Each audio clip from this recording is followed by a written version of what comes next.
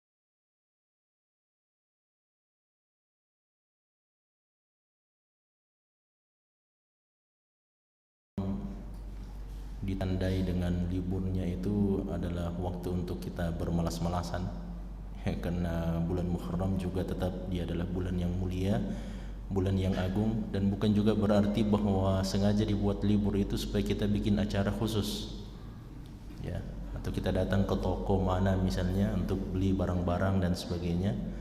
Bukan itu artinya ya, tapi bulan Muharram tetaplah dia bulan yang mulia, dan pergantian satu tahun ke tahun yang berikutnya tentu tetap harus difahami dan dimengerti makna serta kandungan di dalamnya, bahwa setiap pergantian zaman, setiap pergantian waktu, pergantian masa, bahkan pergantian tahun, itu semua adalah bagian dari ketetapan dan takdir Allah Subhanahu wa taala.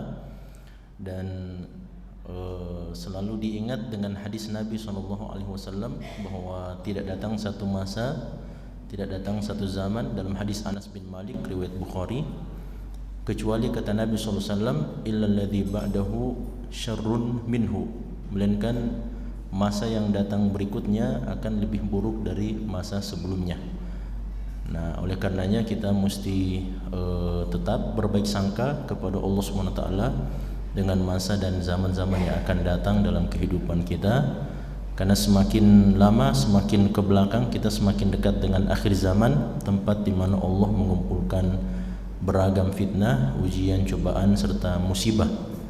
Namun tetap juga berbaik sangka kepada Allah bahwa selalu ada kebaikan-kebaikan yang Allah Subhanahu wa taala akan berikan kepada orang-orang beriman dimanapun mereka berada.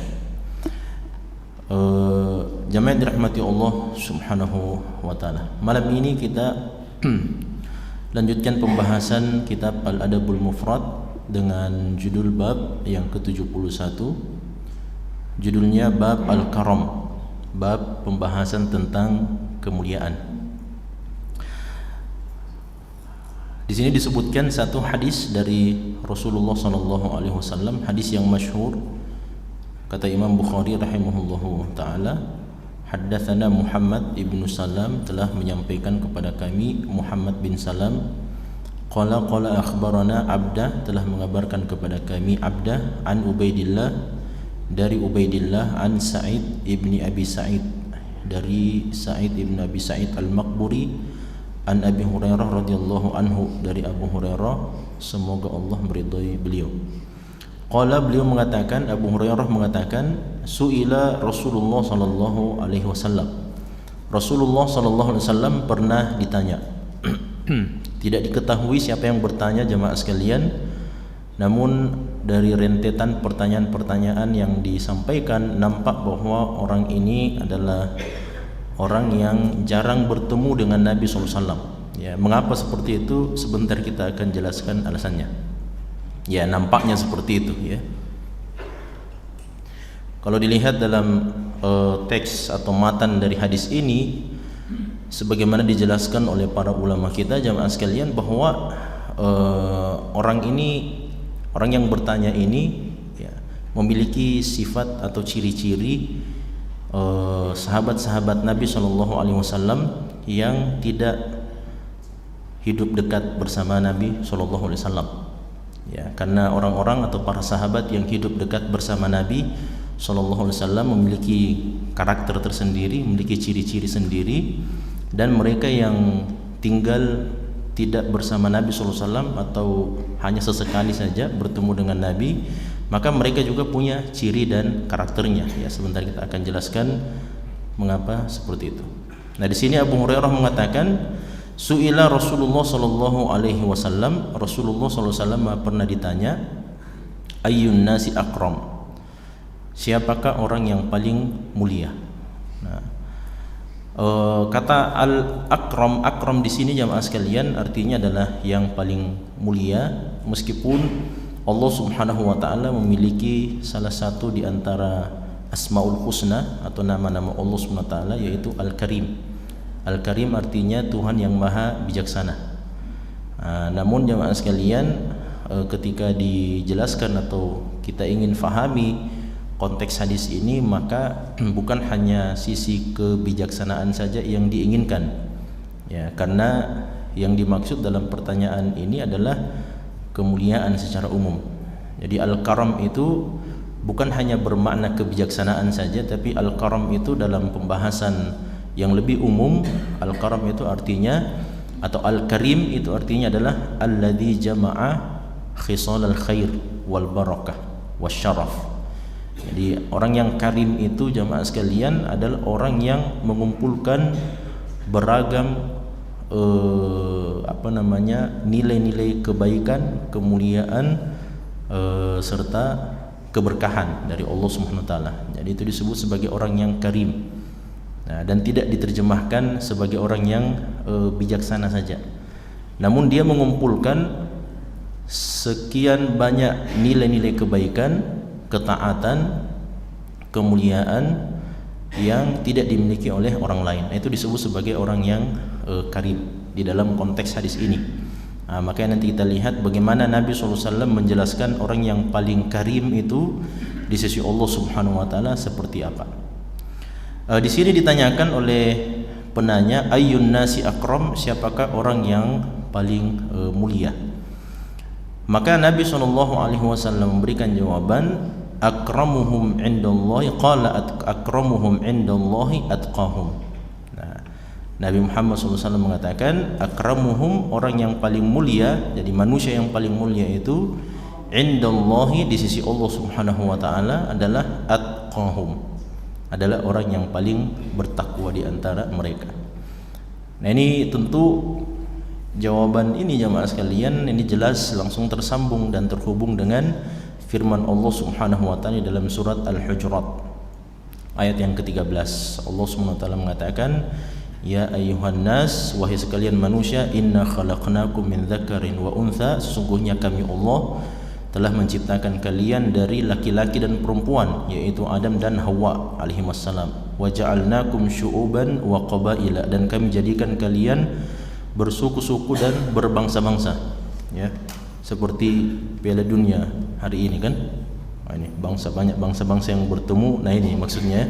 Tapi bukan bertemu dalam rangka memenangkan Piala Dunia, tapi dalam rangka untuk menjalankan ketaatan kepada Allah Subhanahu wa taala. Makanya kata Allah, lita'arafu. Tujuannya mengapa Allah menciptakan kita semuanya bersuku-suku dan berbangsa-bangsa? Ada yang datang dari suku Bugis, ada yang datang dari suku Makassar, dan ada yang datang dari berbagai macam jenis suku dan bangsa-bangsa. Indonesia, ada Asia, ada Eropa, Afrika dan sebagainya, Amerika dan seterusnya. Semuanya memiliki suku-suku dan bangsa-bangsa yang berbeda-beda. Tujuannya adalah lita'arafu, supaya kalian bisa saling mengenal antara satu dengan yang lainnya. Namun Allah Subhanahu wa taala mengatakan bahwa kemuliaan di sisi saya, kemuliaan di sisi Allah Subhanahu wa taala bukan disebutkan karena kabilah dan suku-suku kalian, bukan disebutkan karena bangsa yang kalian miliki, ya. Akan tetapi yang paling mulia di antara kalian itu adalah orang yang paling bertakwa kepada Allah Subhanahu wa taala. Nah, kalau kita ingin definisikan takwa itu jamaah sekalian, apa makna takwa itu? Takwa itu artinya ya secara sederhana, dalam pengertian ulama yang paling sederhana, takwa itu adalah menjalankan perintah dan menjauhi larangan. Nah, itu dia. Fi'lut ta'at wajtinabu an-nawahi. Jadi takwa itu artinya adalah kita menjalankan perintah Allah, apapun perintah Allah Subhanahu wa taala yang sanggup kita laksanakan, maka itu adalah satu nilai ketakwaan. Kemudian yang kedua adalah wajtinabul ma'asi, dan menjauhi perbuatan kemaksiatan yang dilarang oleh Allah Subhanahu wa taala. Nah, itu juga adalah nilai ketakwaan, jemaah sekalian. Itu juga nilai ketakwaan. Dan keliru kalau ada orang yang mengatakan takwa itu kalau kita beribadah saja. Keliru kalau ada yang mengatakan takwa itu kalau kita sholat, kalau kita berpuasa. Takwa itu lebih dari sekedar menjalankan ibadah. Meninggalkan maksiat itu juga takwa, ya. Kalau ada yang mengajak kita berbuat maksiat, ada yang mengajak kita bertengkar, ada yang mengajak kita untuk berkelahi, dan kita menghindarkan diri dan bersabar dengan celaan orang lain, cemoohan orang lain dan sebagainya, maka itu bagian dari ketakwaan kepada Allah Subhanahu wa taala. Ya, jadi kalau kita melihat dari sudut pandang ini jamaah sekalian, maka nilai-nilai ketakwaan itu sangat banyak sekali. Makanya kan Al-Hujurat ayat 13 itu, dua ayat sebelumnya itu bagaimana? Apa bunyi ayatnya? Ya ayyuhalladzina amanu, wahai orang-orang beriman, la yaskhar qaumun min qaumin. Jangan ada sekelompok orang laki-laki yang mencela sekelompok laki-laki yang lainnya. Asa ayyakunu khairan minhum. Boleh jadi yang dicela lebih baik dari yang mencela. Wala nisaun min nisa, asa ayyakunna khairan minhunna. Dan jangan juga ada wanita, segolongan wanita yang mencela golongan wanita yang lainnya. Asa ayyakunna khairan minhunna. Kan boleh jadi yang dicela dari kalangan wanita itu lebih baik dari yang mencela. Nah, ini kan mengajarkan kepada kita bahwa ternyata orang yang berbuat buruk, orang yang berbuat jahat kepada kita, kalau kita bisa bersabar dengan kejahatan mereka itu juga adalah bagian dari nilai-nilai ketakwaan. Kemudian kata Allah Subhanahu wa taala, wala tanabazu bil alqab wala talmizu anfusakum, dan jangan kalian saling menghina antara satu dengan yang lain. Wala tanabazu bil alqab, dan jangan saling memberikan gelar-gelar yang buruk. Bi'salismul fusuqu ba'dal iman, dan seterusnya. Ini kan semua larangan-larangan dari Allah Subhanahu wa taala. Jangan berbuat ini, jangan mencela, jangan menghardik, jangan mencaci dan seterusnya. Jangan memanggil dengan gelar-gelar yang buruk kepada saudara-saudara kalian sendiri. Kemudian ayat yang setelahnya, ayat yang ke-12, Allah mengatakan ya alladzina amanu ijtanibu katsiran minadh-dhanni inna ba'dadh-dhanni itsmun wa la tajassasu wa la yaktab, dan seterusnya. Ini kan semua larangan-larangan dari Allah Subhanahu wa taala. Artinya kalau kita bisa meninggalkan larangan-larangan ini, kita tidak mencela orang lain, kita tidak menghardik, kita tidak menghina mereka, kita tidak memanggil mereka dengan panggilan yang buruk, kemudian kita tidak berburuk sangka kepada orang lain, kita tidak bertajassus dan tidak berbuat ghibah kepada saudara-saudara kita. Itu kan semuanya larangan. Dan kalau kita mampu meninggalkan larangan-larangan itu, Allah tutup, ya ayyuhan nas inna khalaqnakum min dzakari wa untha. Allah tutup ayat itu dengan mengatakan inna akramakum indallahi atqakum. Jadi yang paling mulia di antara kalian semua, wahai umat manusia, adalah orang yang paling bertakwa. Dan ternyata nilai-nilai ketakwaan yang Allah sebutkan dua ayat sebelumnya semuanya adalah perbuatan-perbuatan yang dilarang sama Allah Subhanahu wa taala, supaya kita tinggalkan itu. Jadi keliru kalau ada yang mengatakan bahwa takwa itu artinya kalau kita datang ke masjid sholat sunnah, datang ke masjid sholat wajib, hanya sebatas itu saja. Nah, ketakwaan itu tidak sebatas menjalankan perintah. Takwa itu juga meninggalkan kemaksiatan, itu juga takwa. Nah, jadi seharusnya kita bisa faham bahwa takwa itu sebenarnya sesuatu yang sangat luas sekali, sangat besar sekali. Ya, bahkan kalau kita ingin kaitkan lagi dengan fungsi kita jamaah, jadi saya selalu bilang, saya selalu sampaikan bahwa kita mesti faham tentang tugas dan fungsi kita sebagai manusia, sebagai hamba dan ciptaan Allah SWT. Karena antara tugas dan fungsi itu dua hal yang berbeda, harusnya dua hal yang berbeda. Ini kalau kita semuanya ini pegawai-pegawai, ada yang sipil, ada yang swasta dan sebagainya, kan semuanya faham lah ya, setiap pekerjaan, setiap jabatan pasti ada tupoksinya, kan begitu ya, ada tugas pokok dan fungsinya. Dan tugas pokok serta fungsi itu dua hal yang berbeda. Kalau ada yang tidak tahu apa tugas pokok dan fungsinya di sebuah perusahaan, pasti dia yang paling pertama dipecat ya, karena tidak tahu apa tugas pokok dan fungsinya. Dia datang cuman duduk-duduk di situ, karena dia tidak paham apa tugas pokoknya dan apa fungsi saya di sini. Nah, harusnya difaham. Makanya pada saat pada saat wawancara dan sebagainya, kan itu hal yang paling penting diketahui dulu. Orang yang ingin diinterview, ditanyakan oleh oleh pemilik perusahaan, ini faham tidak Anda mau masuk dan mendaftar sebagai seorang bendahara? Faham tidak apa tugas pokok dan fungsinya bendahara? Kan begitu ya. Ada yang mau menjadi staf, ada yang mau menjadi ketua prodi, ada yang mau menjadi misalnya jadi sekretaris dan seterusnya. Ya semuanya harus faham dulu apa tugas pokok dan fungsinya. Makanya kita sebagai hamba Allah Subhanahu wa taala, ciptaan Allah Subhanahu wa taala, mesti faham apa tugas pokok kita dan apa fungsi kita dalam kehidupan dunia ini.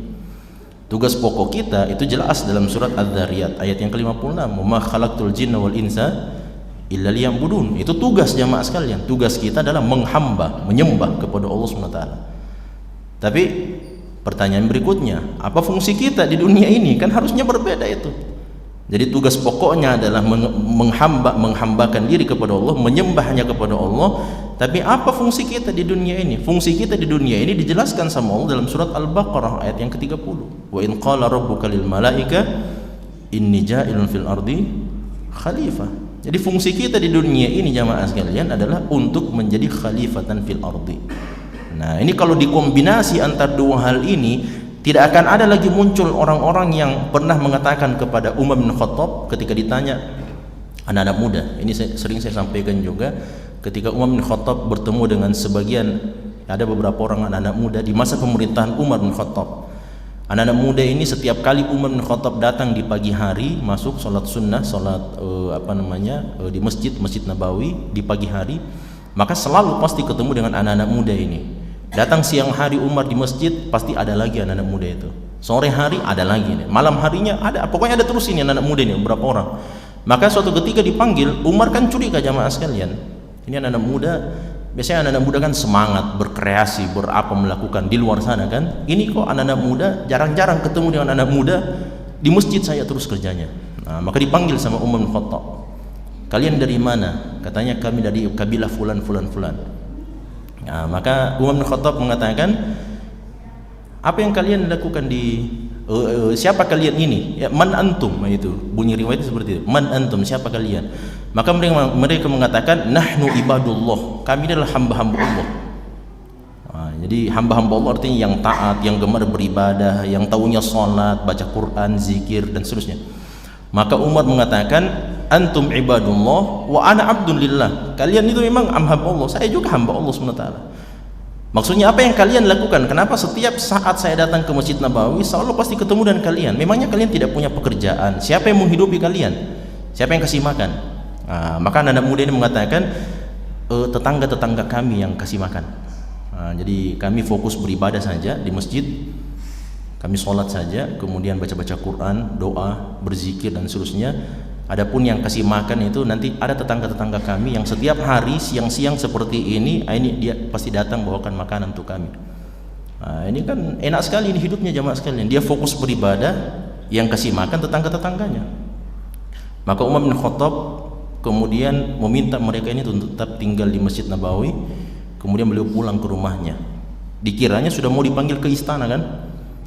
Nah, istana kan ini khalifah jamaah sekalian, ini khalifah. Jadi bapak presiden ini. Jadi dikiranya ini anak muda bahwa sebentar lagi pasti ada undangan untuk makan siang di istana negara. Nah, ternyata Umar bin Khattab datang dengan membawa cambuknya. Dicambuk satu saat itu anak-anak muda dan disuruh keluar. Dia mengatakan, "Ukhruju, keluarlah kalian, fa inna as-samaa la tumtiru dhahaban wala fiddah." Keluarlah semuanya karena sesungguhnya langit itu tidak pernah menurunkan air hujan dalam bentuk emas dan perak. Dan sesungguhnya tetangga-tetangga kalian yang bekerja dan menghidupi kalian itu jauh lebih mulia dibandingkan kalian. Nah, karena faham jamaah sekalian bahwa tugas kita itu bukan hanya menghamba saja, bahkan harus faham dengan fungsi kita di muka bumi ini. Karena kalau semuanya di dalam, coba bayangkan, semuanya di dalam masjid, semuanya mau menjadi orang yang bertakwa dan semuanya fahamnya bertakwa itu artinya sholat di masjid. Terus siapa yang menyampaikan Islam di luar sana? Nah, siapa yang membawa Al-Quran sampai ke daerah-daerah terpencil? Siapa yang akan mengajarkan Al-Quran kepada orang-orang yang tidak faham Al-Quran? Kalau semua orang soleh di dalam masjid semuanya, jelas ya. Nah, oleh karenanya berbagi tugas dan semuanya harus memahami bahwa kita ini adalah hamba Allah Subhanahu wa taala. Tugas kita adalah menghamba kepada Allah, tapi fungsi kita juga harus tetap dijalankan, menjadi khalifatan fil ard, menjadi orang-orang yang melestarikan alam semesta. Dan melestarikan alam semesta itu bagian daripada fungsi kita di muka bumi ini. Nah, makanya ini yang harus kita fahami bahwa takwa kepada Allah Subhanahu wa taala itu jauh lebih umum dibandingkan sekedar kita mengerjakan ibadah salat. Ya, salat itu adalah takwa yang paling mulia tentu saja. Kita faham itu jamaah sekalian. Rukun Islam yang kedua ibadah salat. Tapi bukan satu-satunya takwa itu adalah ibadah salat saja. Nah, dan setiap kita ini diperintahkan oleh Nabi sallallahu alaihi wasallam untuk melihat dari sudut pandang dan sisi-sisi manalah kita bisa memaksimalkan ketakwaan kita kepada Allah Subhanahu wa taala. Nah, dan setiap kita ini tahu jamaah sebagaimana Ibnu Abbas radhiyallahu anhuma itu orang yang kurus. Ibnu Abbas itu dalam riwayat tidak banyak puasa sunnahnya, tapi banyak baca Qur'annya dan banyak sholat malamnya. Nah, itu Ibnu Abbas, dan banyak pengajarannya terhadap para sahabat dan orang-orang yang datang setelahnya. Ibnu Abbas itu 60 tahun berfatwa di Mekah. 60 tahun berfatwa di Mekah. Nah, Abu Hurairah jamaah sekalian sedikit sholat malamnya. Itulah makanya Nabi berwasiat kepada Abu Hurairah, jangan sekali-kali kau tinggalkan apa? Sholat witir sebelum tidur. Karena Nabi SAW tahu Abu Hurairah itu lebih dia mengutamakan mengulang-ulangi hafalan hadisnya Nabi SAW dibandingkan dengan sholat malam. Makanya Nabi SAW mengajarkan, saya wasiatkan kepadamu jangan tinggalkan ini 3 amalan. Salah satu diantaranya jangan kau tidur sebelum mengerjakan sholat witir. Nah, karena Abu Hurairah tahu jamaah sekali, inilah yang saya bisa dominan di dalamnya. Ada Abdurrahman bin Auf tahu dengan keutamaan harta yang Allah titipkan kepada beliau tahu bahwa harus ada orang yang memang menyokong dakwah Nabi dari sisi modalnya jamaah sekalian, dari sisi materialnya. Nah, Utsman bin Affan juga tahu. Kemudian Umar bin Khattab juga tahu, Abu Bakar juga tahu, semua sahabat Nabi SAW tahu dari sisi mana saya bisa membantu dakwah Rasulullah SAW. Nah, sekarang kita jamaah sekalian, kita lihat pada diri kita ini, nilai-nilai ketakwaan saya yang paling dominan dan saya paling mudah kerjakan. Nah, sebagian ada yang sholat malam, tapi kalau kita tanya bagaimana dengan puasa sunnahnya, ya barangkali ya cuman berapa kali saja puasa sunnahnya sepanjang tahun, dalam 1 tahun. Mungkin tanggal 9 Zulhijjah, tanggal 10 Muharram, ya Senin Kamis barangkali susah dia kerjakan jamaah sekalian. Tapi sebagian ada yang Masya Allah setiap Senin Kamis tidak pernah hilang Senin Kamisnya, puasa Senin Kamisnya.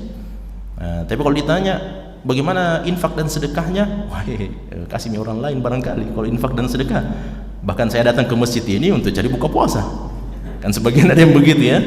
Nah, saya ingat itu jamaah sekalian, di Masjid Nabawi itu mahasiswa Indonesia itu Jadi kita punya apa namanya sufro. Sufro itu ya seperti yang kita gelar di sini ya. Jadi sufro itu ada hidangan khusus, kita dapat apa namanya dana dari salah seorang syekh. Kalian buatlah, ini mahasiswa Indonesia dari Sulawesi Selatan. Kalian buatlah ini sufro, tempat untuk apa namanya buka puasa Senin dan Kamis dan jadwal-jadwal puasa sunnah. Jadi kita buat. Tapi ditahu uji jamaah sekalian, ini mahasiswa ini orang-orang tidak berpuasa semuanya. Jadi tapi ikuton juga nimbrung di situ makan kurma juga di situ. Padahal saling melihat kita ini, wah ini orang-orang tidak puasa semua ini, tapi makan semuanya di situ.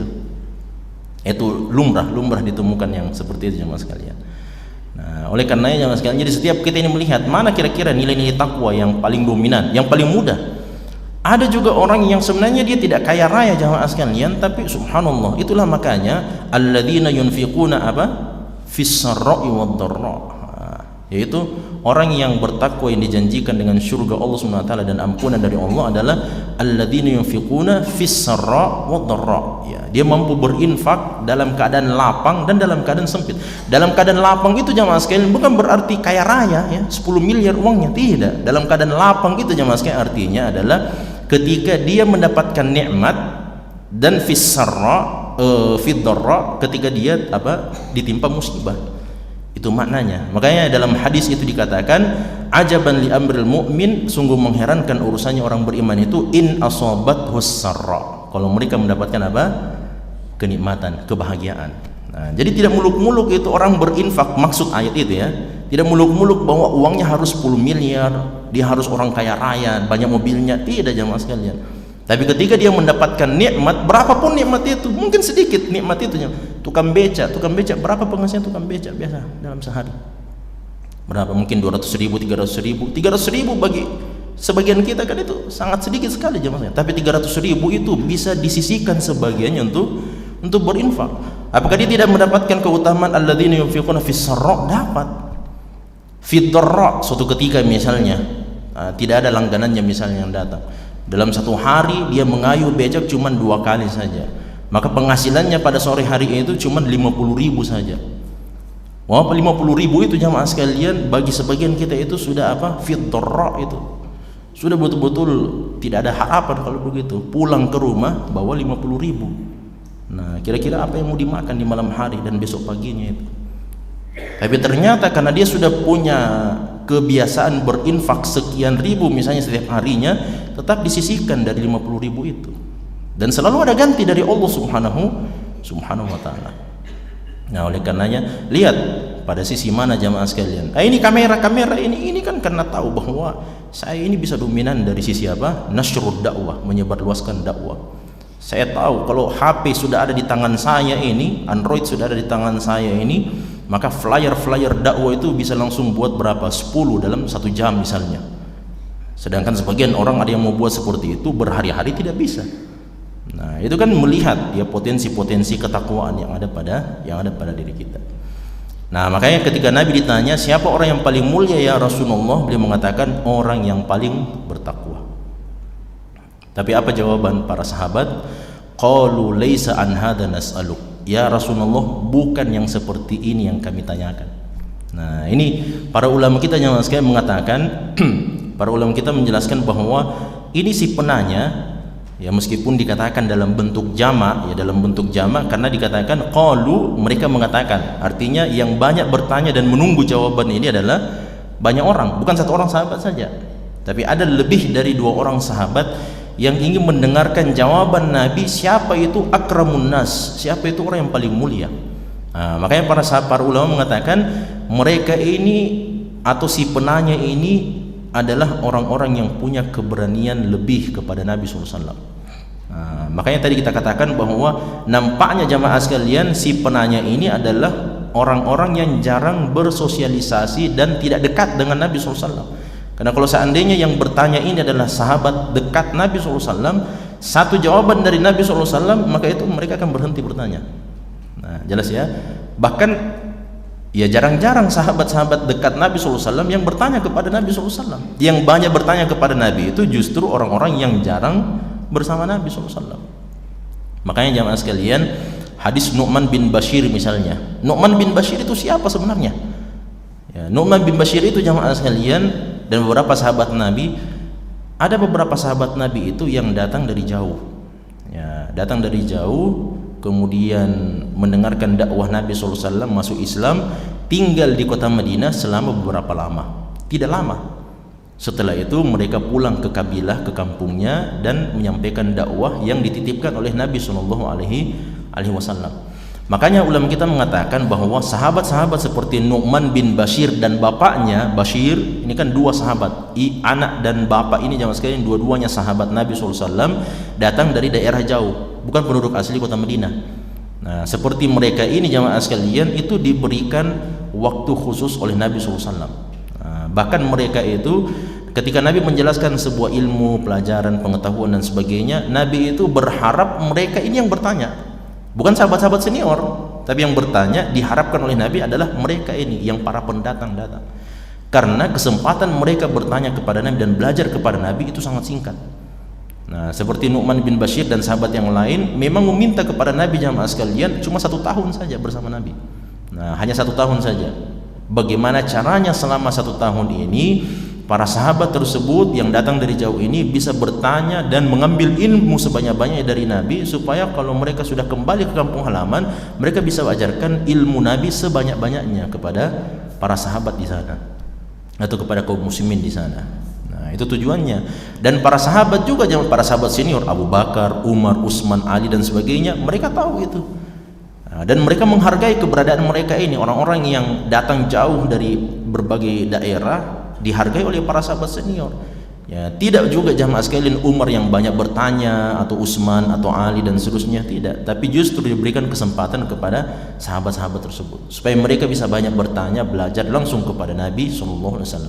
Karena kalau mereka sudah pulang jamaah sekalian, ya tidak ada lagi kesempatan berjumpa dengan Nabi SAW, bertanya langsung kepada Nabi SAW, dibandingkan dengan sahabat yang hidup tinggal bersama Nabi SAW. Nah, setiap hari mereka bertemu dengan Nabi. Jika ada masalah, mereka langsung datang kepada Nabi SAW. Kalau mereka ini sudah belajar kepada Nabi beberapa bulan, setahun, 2 tahun, mereka pulang, ya kalau ada masalah di kampung halaman, mereka mau bertanya kepada siapa? Nah, oleh karenanya ini dibukakan kesempatannya, dan para sahabat juga mengerti dengan hal yang seperti itu. Nah, maka diberikan kesempatan sebanyak-banyaknya kepada para sahabat-sahabat tersebut supaya mereka bisa banyak bertanya kepada Nabi SAW. Nah, karena seperti yang kita jelaskan sebelumnya, para sahabat senior itu adalah orang-orang yang paling hormat dan paling menghargai Nabi Muhammad SAW. Nah, bahkan di dalam riwayat dikatakan ketika Nabi SAW berbicara di hadapan para sahabat, maka ka'anna ala ru'usihimut tuyur, seakan-akan di atas kepala mereka para sahabat itu ada apa? Burung yang bertengger. Kira-kira bagaimana itu kepalanya seseorang sampai ada burung yang bertengger hinggap di atasnya? Itu pasti karena dianggap bahwa kepala ini adalah benda mati, tidak bergerak sama sekali. Makanya ada burung yang bertengger di atas kepalanya. Kalau dia bergerak seperti kita ini jamaah sekalian, kalau dengarkan ceramah Jumat, tak dok begini-begini terus, tidak mungkin ada burung yang bertengger di atas kepala kita. Kan begitu ya? Burung pas dia mau datang, pas dia bilang, ini orang mengantuk ini, bukan batang kayu ini, bukan batu dan sebagainya. Tapi para sahabat digambarkan, sesama mereka saling menggambarkan. Ketika Nabi berbicara di hadapan para sahabat, berkhutbah di hadapan para sahabat semuanya tertunduk dan tidak ada yang berani memandang kepada wajah Nabi SAW. Sampai digambarkan, saking tenangnya para sahabat Nabi SAW dan tidak ada yang bergerak, sampai digambarkan bahwa di atas kepala mereka itu bisa bertengger seekor burung, bisa hinggap seekor burung di sana itu, karena tidak bergerak sama sekali. Nah, makanya tidak heran jamaah sekalian kalau muncul orang-orang yang datang setelah mereka ini seperti Imam Syafi'i rahimahullah taala. Imam Syafi'i itu jamaah sekalian belajar dan berguru selama beberapa lama kepada Imam Malik. Nah, Imam Malik rahimahullah taala gurunya, salah seorang guru dari Imam Syafi'i rahimahullah taala. Imam Syafi'i itu ketika belajar kitab Muwatta Imam Malik. Nah, itu juga adalah kitab hadis ya, dipelajari oleh Imam Syafi'i. Imam Malik sebenarnya tidak mau menerima Imam Syafi'i, karena Imam Syafi'i itu pas waktu datang jamaah sekalian sudah selesai berguru kepada semua ulama-ulama besar di Mekah. Beliau direkomendasikan oleh gubernur Mekah, sekarang kau bergurulah kepada Imam Malik, karena sudah habis semuanya ilmunya para ulama di sini, sudah diserap semuanya dan sudah diminum semuanya sama Imam Syafi'i. Masih muda, belasan tahun. Maka dinasihatkan oleh gubernur Mekah, sekarang karena sudah habis, kau sudah minum semuanya ini ilmunya para guru-guru di Masjidil Haram di Mekah, sekarang kau berpindah ke Madinah. Di Madinah ada seorang ulama besar namanya Malik bin Anas, bergurulah kepada dia. Tapi dibuatkan rekomendasi dulu, ada rekomendasi jamaah sekalian, dibuatkan rekomendasi dari gubernur. Ternyata pas datang itu gubernur jamaah sekalian, gubernur Madinah membawa rekomendasi dari gubernur Mekah supaya Imam Syafi'i diterima berguru kepada Imam Malik. Imam Malik tidak terima. Siapa tahu engkau ini gubernur, saya tidak ada hubungan dengan gubernur. Itu. Makanya jamaah sekalian, semakin dekat seorang ulama di zaman dahulu dengan pintu kekuasaan, semakin tertuduh dia sebagai ulama-ulama yang buruk. Karena apa? Ulama kalau sudah dekat dengan penguasa, biasanya fatwanya keluar itu fatwa sewaan. Biasanya begitu kan? Iya. Nah, makanya Imam Malik itu sangat jauh jamaah sekalian, tidak mau menerima itu. Biar gubernur Madinah yang datang tidak mau diterima. Sampai ketika Imam Syafi'i sendiri datang belasan tahun, Imam Syafi'i dipersilahkan berbicara di hadapan Imam Malik. Ternyata Imam Syafi'i lahir di Gaza, tapi belajar bahasa Arab langsung dari dari kabilah-kabilah Arab di Gaza. Maka bahasa Arab beliau adalah bahasa yang sangat fusha. Beliau berbicara di hadapan Imam Malik tertegun mendengarkan bahasa Arabnya yang sangat tinggi. Maka Imam Malik langsung bertanya, wahai anak muda, wahai anakku, berapa hadis yang kau sudah hafalkan? Imam Malik pada saat itu sudah menulis kitab Muwatta. Isinya kitab Muwatta itu 30.000 hadis bersama dengan riwayat-riwayat. Atau apa kata Imam Syafi'i? Hafiztu Muwatta. Saya sudah hafal semua riwayat yang kusebutkan di dalam kitab Muwatta. Dites sama Imam Malik, satu huruf pun tidak ada kesalahannya. Itu Imam Syafi'i. Coba bayangkan Imam Syafi'i, jamaah sekalian, Imam Syafi'i kalau seandainya beliau menghafal ini halaman, Imam Syafi'i ya, kalau beliau menghafal ini halaman, maka harus ditutup ini halaman sini. Karena kalau dibuka begini, terhafal tong ini. Tercampur itu hafalan nanti. Paham ya? Kita ini biar dibuka semuanya tidak hafal-hafal. Itu Imam Syafi'i rahimahullah ta'ala. Makanya ketika Imam Syafi'i ulama besar di masa mudanya sangat menghargai dan memuliakan Imam Malik guru beliau. Imam Syafi'i pernah dilihat sama murid-muridnya jamaah sekalian, sama murid-murid Imam Malik, kalau beliau membuka kitab Muwatta'nya Imam Malik, bukunya itu sangat pelan-pelan sekali. Ketika ditanya kenapa begitu cara membuka buku, beliau mengatakan, saya tidak mau mengganggu konsentrasi guru saya menyampaikan hadis-hadis Nabi SAW. Karena kalau kita buka begini jamaah sekalian, coba dengarkan. Ini Imam Malik ini terganggu ini mendengarkan ini lembaran-lembaran buku ini, bukain begini. Jelas ya? Nah, makanya Imam Syafi'i sangat menghargai, sangat menghormati kemuliaan Imam Malik rahimahullah ta'ala. Kami jamaah sekalian pernah belajar kepada salah orang syekh, namanya Syekh Muhammad bin Muhammad Mukhtar Shinqiti hafizahullah ta'ala. Sekarang ini beliau adalah salah seorang ulama di dalam Lajnah Daimah Arab Saudi, MUI-nya Arab Saudi. Itu namanya mengajar kitab Muwatta Malik juga jamaah sekalian yang beliau ajarkan di Masjid Nabawi. Kita dulu itu pernah hadir di majelis beliau jamaah sekalian, pulpen bayangkan, pulpen kita letakkan di atas buku ini. Ditegur sama beliau, Anda ini tidak menghargai ilmu. Kenapa? Pulpen itu jangan diletakkan di atas buku. Apalagi HP di atas begini. Ya sudah, disuruh keluar dari majelis. Itu karena pemuliaan mereka kepada ilmu dan ulama. Makanya tidak heran jamaah sekalian kalau seandainya diceritakan bahwa para sahabat itu kalau sudah duduk di depan Nabi SAW tidak ada yang bergerak sama sekali, karena memuliakan Nabi Muhammad SAW. Nah, tiba-tiba datang beberapa orang sahabat. Nabi SAW sudah menjelaskan orang yang paling mulia itu adalah orang yang paling bertakwa, tapi mereka mengatakan bukan itu yang kami tanyakan. Wah, ini menunjukkan bahwa orang-orang ini memang bukan datang dari kalangan para sahabat-sahabat senior yang biasa bermuamalah dengan Nabi SAW. Makanya mereka mengatakan, Nabi SAW mengatakan, kalau seperti itu orang yang paling mulia itu adalah fa'akramun nas, orang yang paling mulia adalah Yusuf Nabiullah, yaitu Nabi Yusuf, nabinya Allah SWT, ibnu Nabiyillah, ibnu Khalilillah. Dalam riwayat yang lain jamaah sekalian itu 4 kali, Yusuf Nabiullah, ibnu Nabiyillah, ibnu Nabiyillah, ibni Nabiyillah, atau ibni Khalilillah. Jadi 4. Dalam riwayat yang lain dikatakan Yusuf Al-Karim, Ibnul Karim, Ibnil Karim, Ibnil Karim. Apa maksudnya? Karena semua ini jamaah sekalian 4 tingkatan 4 manusia ini orang-orang mulia semuanya. Jelas ya? Nabi Yusuf. Bapaknya Nabi Yusuf siapa? Nabi Yaqub alaihissalam. Bapaknya Nabi Yaqub siapa? Nabi Ishaq. Bapaknya Nabi Ishaq siapa? Khalilur Rahman, Nabi Ibrahim. Jadi semuanya, makanya Imam Ibnu Athir rahimahullah ta'ala dalam kitab beliau An-Nihayah fil Athar, jamaah sekalian, beliau mengatakan Rabi'u arba'ati fin nubuwah. Beliau ini adalah orang yang keempat dari 4 keturunan di dalam nabi, dalam kenabian. Karena tidak ada yang seperti itu jamaah sekalian, tidak ada yang seperti itu. Coba lihat Nabi Ibrahim, kemudian putranya Nabi Ishaq, di bawahnya lagi Nabi Yaqub, di bawahnya lagi Nabi Yusuf.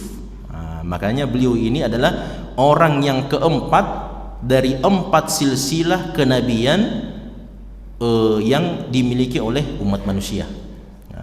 Jelas ya? Makanya dikatakan oleh Nabi orang yang paling mulia itu adalah Nabi Yusuf inilah.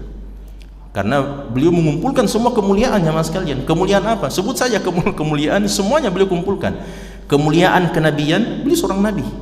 Kemuliaan dari sisi nasab, beliau ini adalah keturunan nabi. Bahkan beliau sendiri adalah nabi. Kemudian kemuliaan dari sisi amalan, kemuliaan dari sisi jabatan, beliau adalah perdana menteri. Kemudian beliau dari sisi apa lagi? Dari sisi ketampanan fisik, siapa yang lebih mulia dari Nabi Yusuf alaihissalam? Sampai dikatakan Allah menciptakan 100 ketampanan, 50-nya langsung dikasih masuk di wajahnya Nabi Yusuf. 100 ketampanan Allah ciptakannya mas sekalian, 50% langsung dikasih masuk dalam wajahnya Nabi Yusuf alaihissalam. Nah, itu kira-kira bagaimana itu? Makanya Zulaikha tidak heran, Zulaikha ya, istrinya perdana menteri itu tergila-gila dengan Nabi Yusuf alaihissalam. Ketika dia ajak berzina, kan Nabi Yusuf alaihissalam menjaga diri kan, tidak mau, bahkan beliau melarikan diri, bahkan beliau memilih saya di penjara lebih bagus daripada berzina dengan mereka. Nah, itu Nabi Yusuf alaihissalam. Yang mengherankan jamaah sekalian, ibu-ibu sosialita, tahu ibu-ibu sosialita ya? Wa qalat niswatun fil Madinah, itu kan dalam surah Yusuf, dan berkatalah wanita-wanita ibu-ibu sosialita di negeri Mesir. Ini istrinya perdana menteri ini sudah gila ini, karena dia memaksa anak angkatnya sendiri untuk berbuat zina. Subhanallah, pas dites mereka jamaah sekalian, baru satu kali lihat sudah potong-potong tangannya. Baru satu kali lihat itu ya. Ketika disiapkan buah-buahan, kemudian ada pisau. Setelah mereka iris-iris itu buah jamaah sekalian, Zulaikha istri perdana menteri suruh Nabi Yusuf keluar dengan pakaian kerajaan. Ketika dilihat sama mereka, langsung potong-potong tangannya. Coba bayangkan, istrinya perdana menteri hidup sekian tahun bersama Nabi Yusuf alaihissalam, ketergelincirannya cuma 1 kali saja, sedangkan mereka baru 1 kali melihat Nabi Yusuf sudah potong-potong tangannya. Kira-kira bagaimana kalau 1 bulan bersama Nabi Yusuf? Sudah stres mereka, gila jamaah sekalian, karena 50% ketampanan yang Allah ciptakan masuk di wajahnya Nabi Yusuf alaihissalam. Setiap hari lihat bulan, kalau begitu bulan purnama sempurna jamaah sekalian, dan itu dimiliki Nabi Yusuf. Tapi ternyata jamaah sekalian, apa jawaban para sahabat? Laisa an hada nas'aluk, bukan yang begini yang kami tanyakan. Ini sudah 2 jawaban jamaah sekalian, sudah 2 jawaban mental menurut para sahabat. Ternyata ada yang lebih spesifik yang diinginkan oleh para sahabat, dan yang lebih spesifik itu adalah apa? Dari sisi nasabnya orang-orang Arab. Yang mereka mau tanyakan adalah siapa yang paling mulia di antara kami ini. Karena kebiasaan orang-orang Arab adalah, dan itu dilarang sama Nabi SAW, al-fakhru bil ansab, merasa hebat, merasa bangga, sombong dengan nasab. Tapi ternyata jamaah sekalian, nasab di dalam agama Islam itu memang memiliki apa? Memiliki kemuliaan tersendiri. Jadi nasab juga, meskipun Nabi melarang jangan berbangga-bangga dengan nasab, tapi bukan berarti kalau kita bertemu dengan orang yang punya nasab kita hinakan mereka, tidak, jangan. Makanya Nabi mengatakan tungkahul mar'atu li arba, wanita itu dinikahi karena 4 alasan. Salah satu di antara 4 alasan wanita dinikahi adalah lihasabiha, karena nasabnya. Jadi kalau kita menikah jamaah sekalian dengan orang yang cantik, kemudian dia juga kaya raya, terus dia punya nasab, plus dia juga punya agama yang bagus, agama Islam, wah itu yang paling bagus. Jelas ya? Tapi kalau dia tidak punya agama, biar dia punya 3-tiganya ini, lebih bagus cari yang lain. Lebih bagus cari yang lain. Kalau dia orang kafir, perempuan kafir, meskipun dia punya 3-tiganya jamaah sekalian, ku tunggu dia sampai Islam. Oh ya jangan seperti itu. Siapa tahu dia tidak masuk Islam, tidak menikah kalau seperti itu. Jelas ya.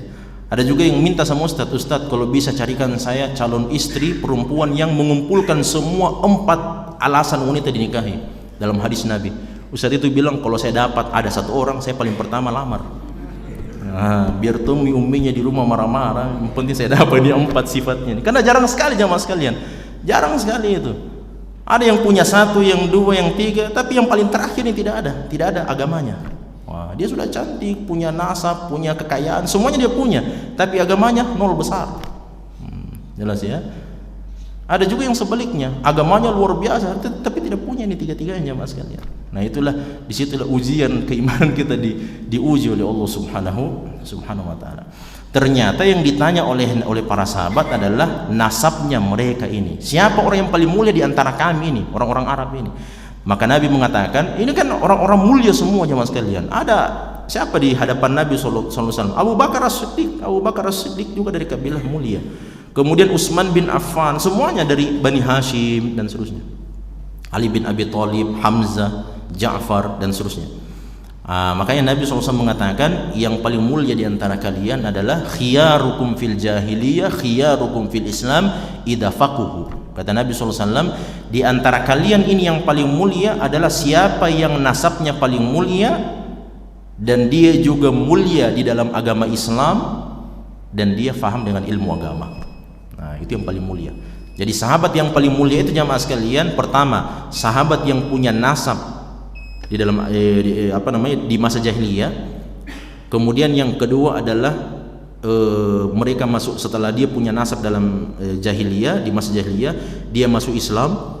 Setelah masuk Islam juga bagus agamanya jamaah sekalian, kemudian dia faham dengan agama. Nah, itu yang paling tinggi. Sebagian sahabat tidak seperti itu. Sebagian sahabat dia punya nasab tapi dia tidak masuk Islam, amalannya biasa-biasa saja. Jelas, meskipun dia sahabat. Kemudian dia juga tidak memiliki ilmu yang banyak seperti sahabat yang lain. Ada juga yang sebaliknya, sebelum dia masuk Islam dia tidak punya nasab seperti Bilal bin Rabah. Bilal bin Rabah tidak punya nasab jamaah sekalian. Jelas ya, nasab di dalam agama Islam dalam masa jahiliyah. Tapi setelah masuk Islam jadi muazin yang paling pertama. Dan dia faham juga agama. Jelas ya. Nah, siapa yang paling mengumpulkan itu jamaah sekalian? Yang mulia nasabnya di dalam masa jahiliyah, kemudian dia masuk Islam dan mulia juga dalam agama Islam, kemudian setelah itu dia faham agama. Karena kemuliaan dalam agama Islam bertingkat-tingkat. Ada namanya as-sabiqunal awwalun, yang paling pertama masuk Islam. Ada namanya muhajirun dan ansar. Ada namanya ahlu badar. Ada orang yang membaiat Nabi dalam baiat ridwan, dan sekian banyak. Nah, kemuliaan itu yang membedakan para sahabat Nabi sallallahu alaihi wasallam. Mudah-mudahan Allah jadikan kita semuanya orang-orang yang mulia di sisi Allah Subhanahu wa taala, meskipun kita tidak memiliki kemuliaan nasab itu jamaah sekalian, tapi salah satu di antara kemuliaan itu adalah ketika kita mulia dengan amalan-amalan kita dalam agama Islam, ditambah dengan kemuliaan mempelajari agama Allah Subhanahu wa taala. Ini yang dapat kita pelajari, mudah-mudahan manfaat. Subhanakallah wa bihamdika, asyhadu an la ilaha illa anta, astaghfiruka wa atubu ilaik. Wassalamualaikum warahmatullahi wabarakatuh.